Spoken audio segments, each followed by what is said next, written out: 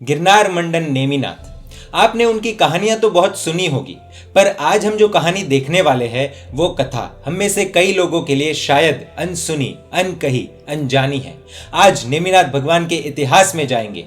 हम जाते हैं 2 भव पूर्व, जिस भव में नेमिनाथ भगवान ने नेमिनाथ बनने की भूमिका रची थी। ऐसा कहा जाता है कि तीर्थंकर जो होते हैं वो सिर्फ तीर्थंकर वाले भव में ही करुणा के स्रोत होते हैं, ऐसा नहीं है। उनके पूर्व के भवों में भी करुणा की आंशिक अद्भुत बातें हमें देखने मिलती है और ऐसा ही कुछ उनके 7वें भव में हुआ था, वो आज हम देखेंगे। बने रहिए इस वीडियो के अंत तक। जम्बूद्वीप, भरत क्षेत्र, हस्तिनापुर नगर, जो आदिनाथ भगवान के पाड़ने के लिए भी प्रसिद्ध है, उसी नगर के अंदर श्रीशेन नामक राजा और श्रीमती नाम की उनकी पत्नी थी।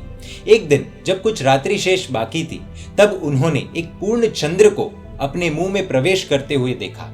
नैमित्तिकों से यानी सपन कथकों से, जो सपनों का अर्थ बताते हैं, उनसे उस सपने का फल पूछा। उन्होंने कहा, हे देवी, चंद्र के जैसा प्रकाशक आपका पुत्र होगा। समय पूर्ण होने पर एक सर्व लक्षण से लक्षित पुत्र को उन्होंने जन्म दिया। उसका नाम रखा गया शंख। और दूसरी तरफ श्रीशेन राजा के एक मंत्री को मति प्रभह नामक लड़के का जन्म हुआ। वो और शंख कुमार दोनों हम उम्र के थे और साथ में ही पढ़ते थे। शंख बड़े हुए। एक बार उसी नगर के लोगों ने राजा के सामने आकर चिल्लाना शुरू कर दिया कि आपके देश की सीमा में विमल शिखर नाम का पर्वत है, उसके किले में समरकेतु नाम का एक पल्लीपति है, वो हमें लूट रहा है, हमारा रक्षण करे। राजा श्रीशेन के आदेश पर युद्ध घोषणा के नगाड़े बजने शुरू हुए। शंख कुमार ने अपने पिताजी को नमन करके कहा कि ऐसे बालक समान व्यक्ति के सामने लड़ने के लिए आप जैसे सिंह को जाने की जरूरत नहीं है। आपकी आज्ञा से मैं उसको बांध कर लेकर आऊंगा, इसलिए आप मुझे आज्ञा दीजिए। राजा ने शंख कुमार के वचनों को सुनकर सैन्य के साथ उसे भेज दिया। शंख कुमार उस किले के पास पहुंचे। वहां उस डाकू ने कुमार को आते हुए जानकर पल्ली को छोड़कर गिरी के शिखरों में पर्वत की गुफाओं में छुप गया। होशियार शंख कुमार ने एक और दूसरे राजा और शेष सैनिकों के साथ वहां अंदर प्रवेश किया। उधर एक खुफिया जगह पर वे छुप गए। पल्लीपति ने सोचा कि पूरा सैन्य अंदर चले गया है और शंख को मारने की इच्छा से उसने दुर्ग को घेर लिया। कुमार तो बहुत होशियार थे, उन्होंने तो कुछ ही सैनिकों को लेकर अंदर प्रवेश किया था। इसलिए जैसे ही पल्लीपति ने उस किले को घेरना शुरू किया, वैसे ही शंख कुमार की सेना जो अंदर नहीं आई थी, जो अभी तक बाहर थी, उस सेना ने बाहर से पल्लीपति को घेर लिया। अभी पल्लीपति के पास सरेंडर करने के सिवाय कोई और उपाय नहीं था, तो भी उसने लड़ाई की और अंत में सरेंडर किया। अब आती है नेमिनाथ भगवान के जीव शंख कुमार की करुणा के विशेष भावों की झलक। कुमार ने उस डाकू द्वारा लूटे हुए धन को जो जिसका था उसको दे दिया। कई लोगों को लगा होगा कि यह धन तो अब राज्य की तिजोरी में जाएगा, लेकिन एक तीर्थंकर आत्मा अनीति का 1 रुपया भी अपने भंडार में नहीं रखती और करुणा के चलते उस डाकू द्वारा जिस किसी से भी लूटा हुआ जितना भी धन था, उन्हें वापस उनका धन लौटा दिया। उसके बाद पल्लीपति को लेकर अपनी शिबिका में आए, यानी युद्ध करते वक्त युद्ध स्थल के कुछ दूर जो टेंट्स लगाए जाते हैं उसमें। शाम के समय उन्होंने सोते वक्त एकदम करुण आवाज सुनी। तलवार लेकर वे बाहर पहुंच गए। उन्होंने एक अर्धवृत अवस्था में रही हुई स्त्री को देखा, वो रो रही थी। उसने पूछा, तुम्हारे दुख का कारण क्या है, रोइए मत। उस स्त्री ने शंख कुमार के रूप से और उनके आश्वासन भरे वचनों से आश्वस्त होकर कहा, अंग देश में चंपापुर नगर है और उधर जितारी नाम का राजा है। उनको कीर्तिमती नामक पत्नी से अनेक पुत्रों के जन्म के बाद एक स्त्री रत्न हुई है, उसका नाम है यशोमती। उनको किसी भी जगह पर अपने योग्य कोई वर नहीं मिला था, इसलिए उनकी शादी करने की इच्छा खत्म हो चुकी थी। तभी श्रीशेन के पुत्र शंख का नाम सुनकर उनके मन में कुछ संवेदनाएं हुई और उन्होंने मन में दृढ़ संकल्प कर लिया कि मुझे इनके साथ ही, यानी शंख कुमार के साथ ही विवाह के बंधन में बंधना है। यशोमती के पिता जितारी भी ये सुनकर बहुत हर्षित हुए थे, क्योंकि यशोमती की चॉइस परफेक्ट थी। राजा ने शादी के लिए श्रीशेन राजा को न्योता भेजा और तभी एक दुर्घटना घटी। विद्याधरों का राजा मणिशेखर ने राजा जितारी के पास यशोमती को मांगा। जितारी ने कह दिया कि ये मेरी पुत्री उस शंख कुमार के साथ ही विवाह करेगी, इसके मन में किसी और के लिए कोई स्थान नहीं है। और इस मणिशेखर ने यशोमती का अपहरण कर लिया। मैं उसी यशोमती की दासी हूँ, उसको ढूंढते हुए यहाँ पर आ गई हूँ। उस दुष्ट मणिशेखर ने उसको यही कहीं छुपाया है, उस कारण से मैं विलाप कर रही हूँ। अब मैं आपकी चरणों में आई हूँ। कुमार ने कहा, धैर्य धारण करो, मैं अभी उसको जीत कर आता हूँ। यह भी करुणा देखने को मिली। पिता ने एक काम के लिए भेजा था, लेकिन करुणा के चलते इनकी भी मदद करने के लिए तैयार हो गए। यदि वो कोई और स्त्री भी होती तो भी शंख कुमार मना नहीं करते, उसे बचाने के लिए जरूर जाते, क्योंकि वे एक तीर्थंकर आत्मा थे।